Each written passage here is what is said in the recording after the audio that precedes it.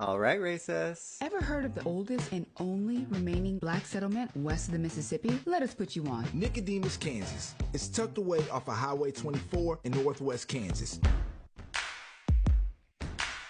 Welcome back to class. Today we are continuing on our journey of listing all of the established cities and towns created by Black Americans. On April 18th, 1877, a group of 7 Kansans, 6 of whom were black, established the Nicodemus Town Company. This town was established as the first all-black town on the Great Plains. The name Nicodemus has a Hebrew meaning that is the phrase, "victory for my people," which made this town a celebration of the Aboriginal Americans kicking the colonizers' flat ass during the Civil War. In the years following the Civil War, many black Americans left the South and then they moved west to Kansas as part of a post-Civil War migration and western expansion. The location of the town was chosen by W.R. Hill. The town sat just along the Solomon River, an area suitable for developing farming. The town itself was located on a 160-acre plot, where residential lots cost $5 and commercial lots would cost $75. In 1878, the population was reported to be only 600 residents, and this makes Nicodemus the oldest remaining black town west of the Mississippi River. By the mid-1880s, Nicodemus was a flourishing town, with 2 newspapers, 3 general stores, and several churches. The town had small hotels, an ice cream parlor,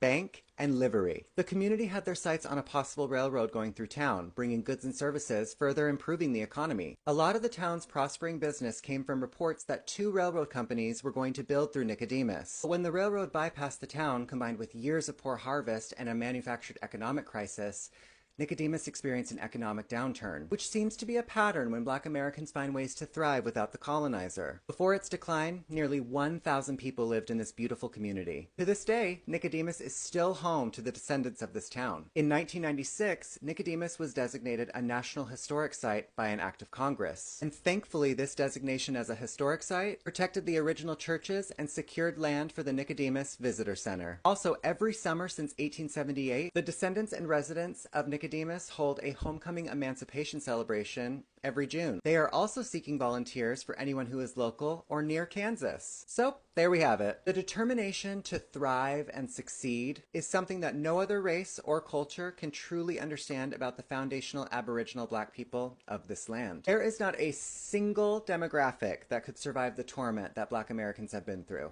which is why they are 1 in a million. But the bright side reminds us that you can't be chosen if you're just like everybody else. Well, thanks for tuning in. We'll see you next time.